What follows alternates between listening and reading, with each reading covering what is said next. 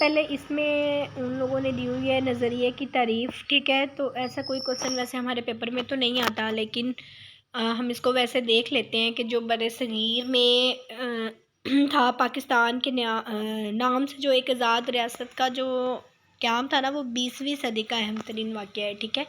कि जो पाकिस्तान के नाम से एक आज़ाद रियासत कायम हुई थी, तो वो 20वीं सदी में हुई थी। इसके पीछे जो था एक नज़रिया था, नज़रिए में अंग्रेज़ी का लफ्ज़ जो है ना, वो आइडियोलॉजी का लफ्ज़ इस्तेमाल होता है। तो ये भी आपसे एमसीक्यूज़ पूछा जा सकता है कि नज़रिए के लिए आइडियोलॉजी का लफ्ज़ इस्तेमाल होता है। नेक्स्ट, नज़रिया जो है इसकी डेफिनेशन इतना ये हमें करने की ज़रूरत नहीं है। नेक्स्ट, अगर नज़रिए के माखिज़ देखा जाए कि इसका कहाँ से मुश्तरका मज़हब से लिया, कि आपको पता है कि जो मज़हब है वो किसी भी पूरी माशरती ज़िंदगी को मुतासिर करता है। तो इसमें से भी एक दो एमसीक्यूज़ हैं कि 19वीं सदी में बरसगीर में जो था ना, वो हिंदू तहरीकों ने जन्म लिया था। तो हिंदू तहरीकें कौन कौन सी थी? आर्य समाज थी, ठीक है, और ब्राह्मण समाज थी। तो इसमें आर्य समाज के जो बानी थे ना, वो थे पंडित दयानंद सरस्वती, ठीक है। ये भी इम्पोर्टेंट एमसीक्यूज़ है, वैसे पीपीएससी के पेपर्स में भी काफ़ी दफ़ा पूछा गया है कि आर्य समाज के बानी कौन थे। तो पंडित दयानंद सरस्वती थे। उन्होंने शुद्धि के नाम से प्रोग्राम जो था ना, वो शुरू किया था। जिसका मकसद क्या था कि वो गैर हिंदुओं को ज़बरदस्ती हिंदू बनाना, मतलब शुद्धि बनाना था। इसके अलावा ब्राह्मण समाज के बानी का नेम भी पूछ लिया जाता है। उसका जो बानी था ना, वो राजा राम मोहन रॉय था, ठीक है। तो ये जीके में ये क्वेश्चन भी पूछा जा सकता है कि ब्राह्मण समाज जो था उसका बानी कौन था, तो वो राजा राम मोहन रॉय था। इसने जो था मुस्लिम दुश्मनी में मुसलमानों के ख़िलाफ़ तकारीर वगैरह करता था। तो ये बड़े इंपॉर्टेंट एमसीक्यूज़ हैं कि हिंदू तहरीकें कौन कौन सी थी। इन्होंने 19वीं सदी में जन्म लिया था, और ये दो थी, आर्य समाज और ब्राह्मण समाज। आर्य समाज के बारे में अभी मैंने बताया आपको, पंडित दयानंद सरस्वती थे, ठीक है, शुद्धि के नाम से प्रोग्राम शुरू किया था। और ब्राह्मण समाज का जो बानी था वो राजा राम मोहन रॉय था। तो उसके अलावा कांग्रेसी दौर हुकूमत, मतलब जो कांग्रेस ने जिस दौर में हुकूमत किया था, वो 1937 से लेकर 1939 तक। ये भी याद आता होता है कि एमसीक्यूज़ के कांग्रेसी दौर हुकूमत कब से कब तक था, तो 1937 से 1939 तक था।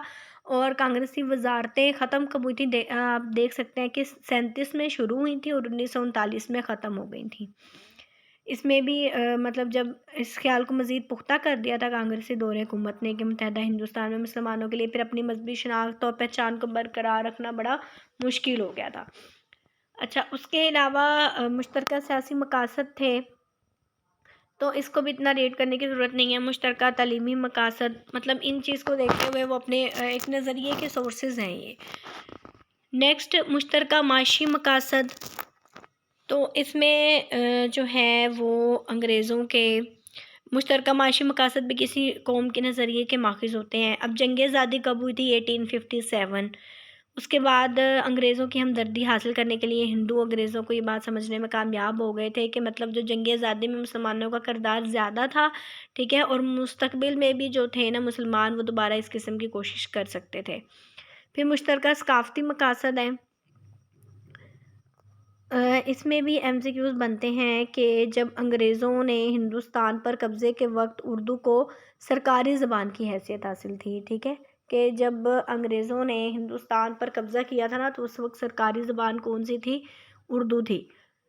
और इसमें से एक एमसीक्यूज़ बन सकता है कि उर्दू किस रस्मुल ख़त में लिखी जाती थी? तो जो उर्दू थी ना, वो अरबी रस्मुल ख़त में लिखी जाती थी, ठीक है। ये भी आपने याद कर लेना है अच्छे तरीके से। जो उर्दू थी वो अरबी रस्मुल ख़त में लिखी जाती थी, और जो हिंदी थी ना, वो देवनागरी रस्मुल ख़त में लिखी जाती थी। लिहाजा हिंदुओं ने उर्दू की जगह फिर हिंदी को सरकारी ज़बान का दर्जा देने का मुतालबा कर दिया था। तो ये भी फिर पीछे मतलब नज़रिए का सोर्स बना था। तो ये भी दो एमसीक्यूज़ इस पैराग्राफ में से, तीन एमसीक्यूज़ हैं कि अंग्रेज़ों ने जब हिंदुस्तान पर कब्ज़ा किया था, तो तब सरकारी ज़बान कौन सी थी? उर्दू थी। और उर्दू किस रस्मुल ख़त में लिखी जाती थी? अरबी रस्मुल ख़त में। और जो हिंदी थी वो देवनागरी रस्मुल ख़त में लिखी जाती थी। इसके अलावा नज़रिए की अहमियत, तो इसमें इसमें से एक है कि नज़रिया पाकिस्तान की बुनियाद क्या थी, इस्लामी नज़रिया हयात थी। तो इसमें एक आदत है इम्पोर्टेंट कि इसके बाद अब इसके लिए कोशिशें किस किस ने की थी। तो सबसे पहले नज़रिया पाकिस्तान का मफ़हूम आ जाता है। तो इस मौके पर कायद-ए-आज़म ने फरमाया था कि मतलब पाकिस्तान तो उसी रोज़ वजूद में आ गया था जब बर-ए-सग़ीर का पहला हिंदू मुसलमान हुआ था। फिर नज़रिया पाकिस्तान की बुनियाद क्या थी, इस्लामी नज़रिया हयात थी। तो ये आपको ज़्यादा डिटेल में पढ़ने की ज़रूरत नहीं है, आपसे ज़्यादातर इसकी हिस्ट्री के बारे में ही क्वेश्चंस किए जाएंगे। इस्लामी इक़दार, मुस्लिम मुस्लिहीन, बर-ए-सग़ीर के मुसलमानों के मशरती और सक़ाफ़ती। अच्छा, इसके अलावा ये जो मुस्लिम रिफॉर्मर्स है ना, जहाँ पे मुसलमान मुस्लिहीन, इसमें से एमसीक्यूज़ बन सकते हैं कि बर-ए-सग़ीर में दो कौमी नज़रिए की इब्तिदा मुसलमानों की आमद के साथ ही हो गई थी।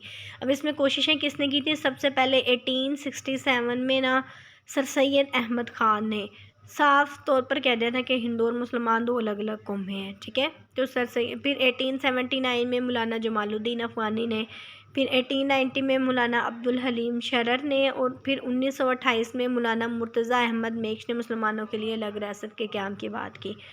फिर ये बड़ा इंपॉर्टेंट एमसीक्यूज़ है अगला कि अल्लामा इकबाल ने 1930 में खुतबा अलाहाबाद में मुसलमानों की अलग रियासत का तसव्वुर पेश किया था। कि खुतबा अलाहाबाद कब दिया था अल्लामा इकबाल ने? 1930 में।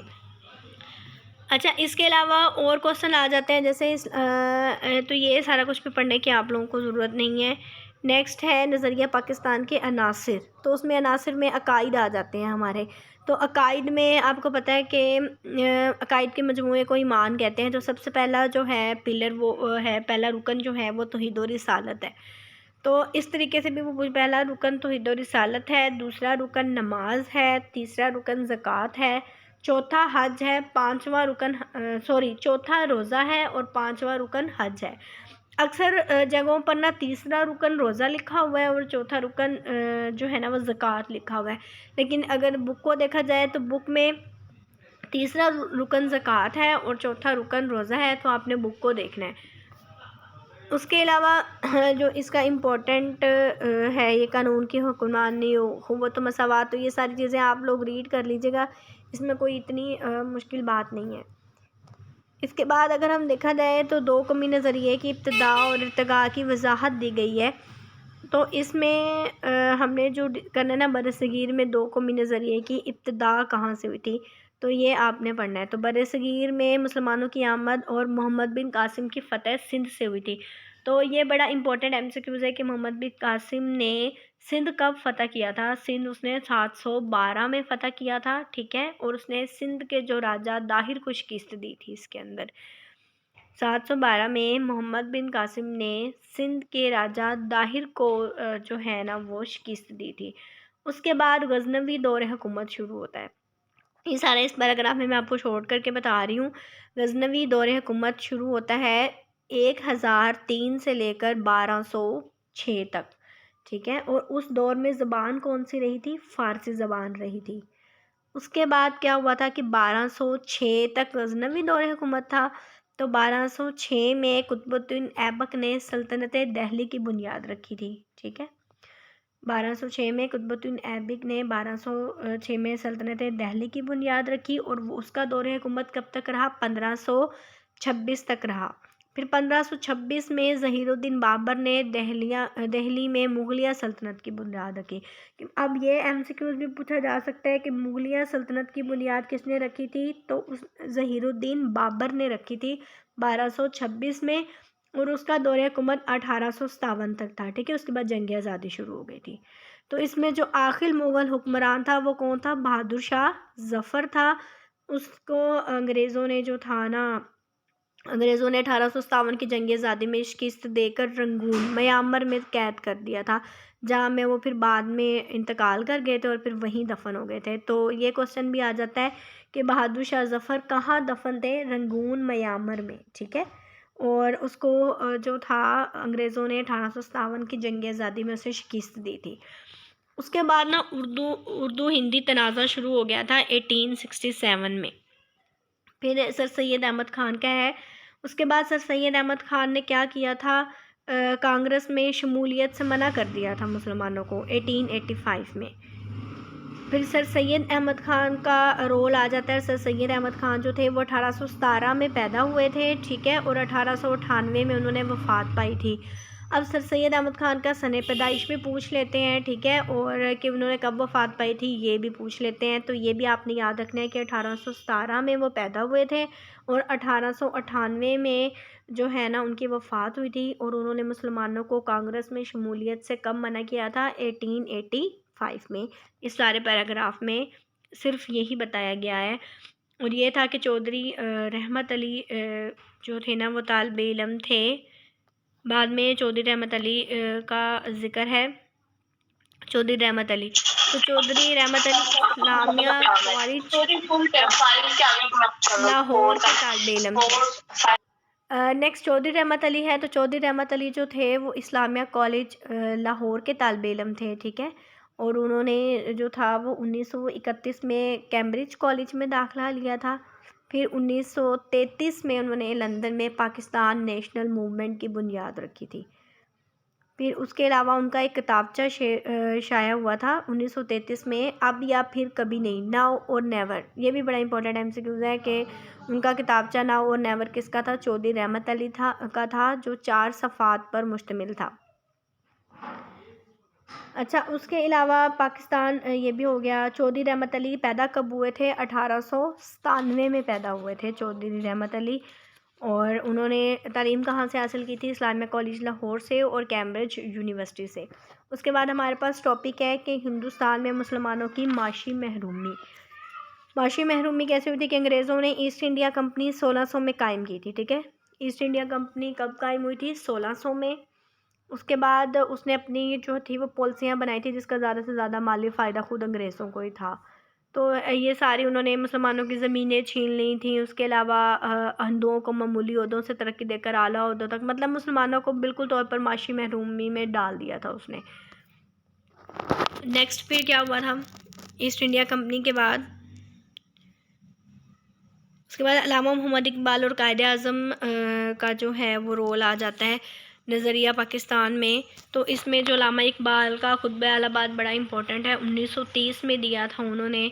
उसके अलावा जो था उसके बाद 1930 में ये सारे नज़रिया पाकिस्तान और अल्लामा इकबाल के इनके अक़वाल हैं, तो ये आप लोग इसको रीड कर लीजिएगा।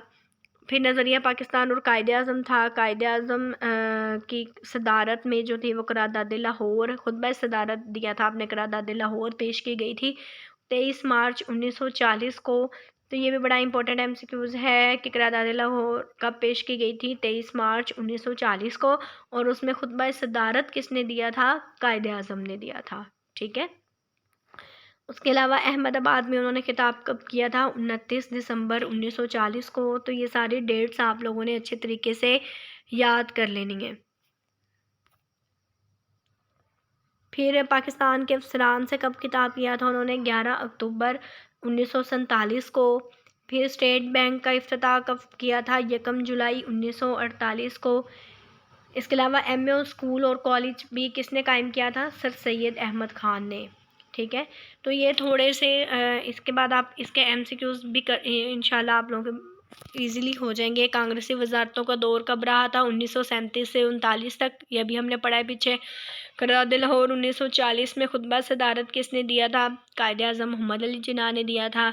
एमए स्कूल और कॉलेज किसने कायम किया था? ये सर सैयद अहमद ख़ान ने किया था, ठीक है।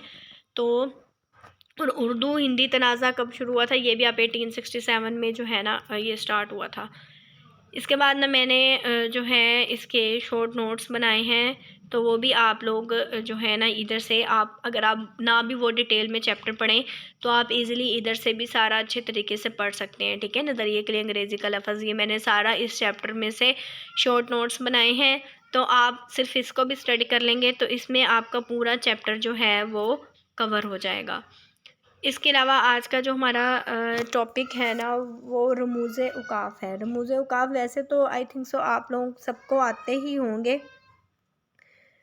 आप सबको रमूज़े उकाफ़ आते ही होंगे, लेकिन एक दफ़ा जो है ना उसको भी हम लोग देख लेते हैं।